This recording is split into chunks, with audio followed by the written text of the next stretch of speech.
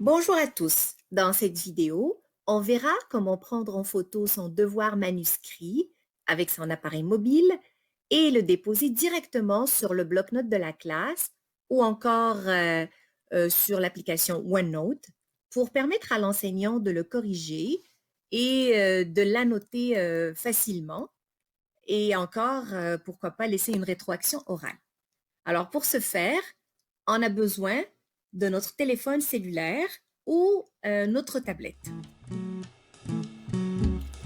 Une fois sur son cellulaire, on va choisir l'application OneNote et ensuite, on choisit le bloc-notes de la classe. Bien évidemment, il faut aller sur la section que l'enseignant a désignée pour déposer son devoir. Dans mon cas, ici, nous avons mon du travail, c'est ce que nous travaillons actuellement. Et soit je vais directement sur la section devoir ou je peux créer une page à l'aide de l'outil plus. Alors, puisque mon enseignant m'a déjà désigné une page où je dois déposer ma production écrite, par exemple, je l'ouvre et je clique à l'intérieur de la page. À ce moment-là, vous voyez que l'icône caméra s'affiche. Je clique dessus et je suis prête à prendre en image mon devoir.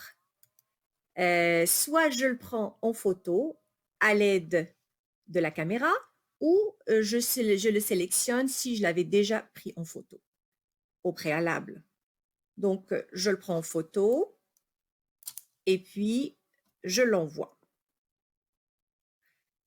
Je clique sur OK. Et voilà, mon devoir est directement sur ma page de bloc-notes ou de OneNote. Maintenant, allons voir du côté de l'enseignant. Pour récupérer les devoirs des étudiants, il faut que j'aille sur le bloc-notes de la classe et bien sûr sur la section que j'ai déjà désignée à l'étudiant pour aller déposer sa production écrite. Donc, je vois bien que mon étudiant a bien fait sa production écrite et il l'a bien déposée sur la page que je lui ai désignée. Je peux commencer à ce moment-là d'annoter. Donc, je peux aller sur l'outil dessin, choisir la couleur que je veux et je commence à souligner.